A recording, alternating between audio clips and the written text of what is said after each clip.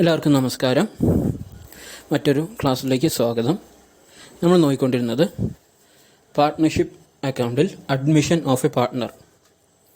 ഒരു പുതിയ പാർട്ട്ണറെ സ്ഥാപനത്തിലേക്ക് അഡ്മിറ്റ് ചെയ്യുന്ന സമയത്ത് എന്തെല്ലാം കാര്യങ്ങൾ ചെയ്യണം എന്നുള്ളതുമായി ബന്ധപ്പെട്ട ചാപ്റ്ററാണ് നമ്മൾ നോക്കിക്കൊണ്ടിരിക്കുന്നത്.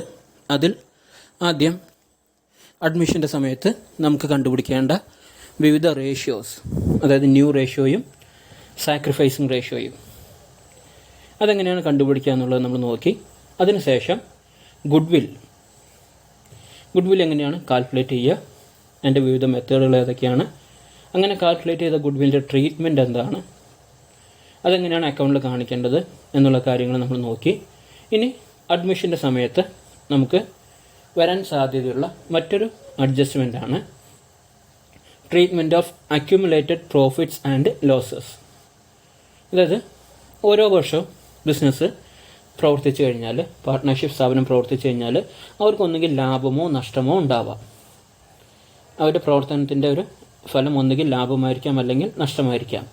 ലാഭമായാലും നഷ്ടമായാലും ശരി, അത് പങ്കാളികളാണ് വീതിച്ചെടുക്കേണ്ടത്, അല്ലെങ്കിൽ പാർട്ട്നേഴ്സാണ് അത് ഡിവൈഡ് ചെയ്യേണ്ടത്. അവരുടെ പ്രോഫിറ്റ് ഷെയറിംഗ് റേഷ്യോയിൽ, നമ്മൾ അഡ്മിഷൻ്റെ കേസിൽ പറയുകയാണെങ്കിൽ ഓൾഡ് റേഷ്യോയിലാണ് അവർ എന്ത് ചെയ്യേണ്ടത്, അവർ ഡിവൈഡ് ചെയ്ത് എടുക്കേണ്ടത്.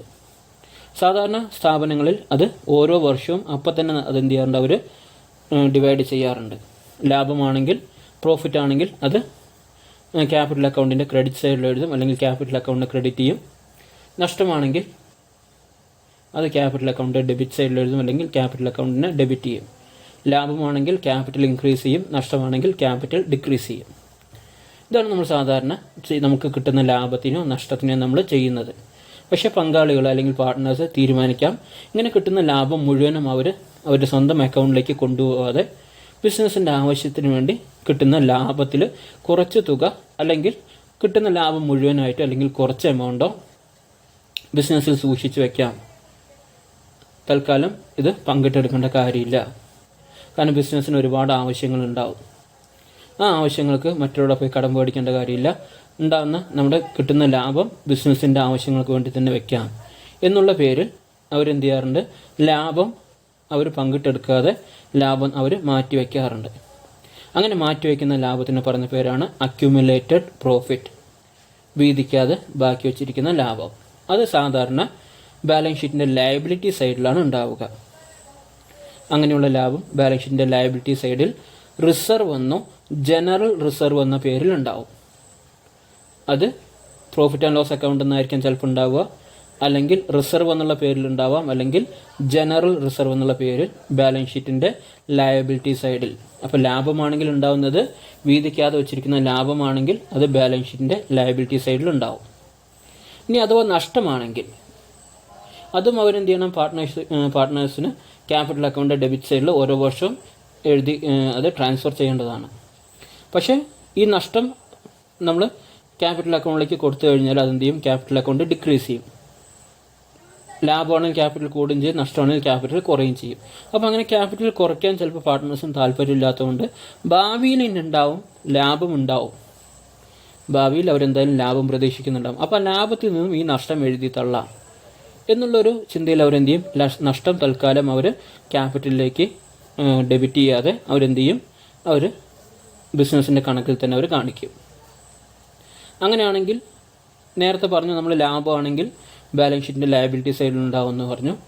നഷ്ടമാണെങ്കിൽ അത് പ്രോഫിറ്റ് ആൻഡ് ലോസ് അക്കൗണ്ട് എന്നുള്ള പേരിൽ ബാലൻസ് ഷീറ്റിൻ്റെ അസറ്റ് സൈഡിൽ ഉണ്ടാവും. അതിന് വേറെ പേരൊന്നും ഉണ്ടാവില്ല. നമ്മൾ ലാഭമാണെങ്കിൽ പ്രോഫിറ്റ് ആൻഡ് ലോസ് അക്കൗണ്ട് എന്നോ റിസർവ് എന്നോ ജനറൽ റിസർവ് എന്നുള്ള പേരിൽ ലയബിലിറ്റി സൈഡിൽ ഉണ്ടാവുമെന്ന് പറഞ്ഞു. പക്ഷേ നഷ്ടമാണെങ്കിൽ പ്രോഫിറ്റ് ആൻഡ് ലോസ് അക്കൗണ്ട് എന്നുള്ള പേര് മാത്രമേ ഉണ്ടാവുള്ളൂ. പക്ഷേ അതുണ്ടാവുക എവിടെയായിരിക്കും, അസറ്റ് സൈഡിലായിരിക്കും. ലാഭം ലയബിലിറ്റി സൈഡിലാണെങ്കിൽ നഷ്ടം ഉണ്ടാവുന്നത് അസറ്റ് സൈഡിലായിരിക്കും. അപ്പോൾ പുതിയൊരു പാർട്ട്ണറെ അഡ്മിറ്റ് ചെയ്യുന്ന സമയം വരെ, അന്ന് വരെയുള്ള ലാഭനഷ്ടങ്ങൾക്ക് പഴയ പങ്കാളികൾ മാത്രമാണ് അവകാശികൾ.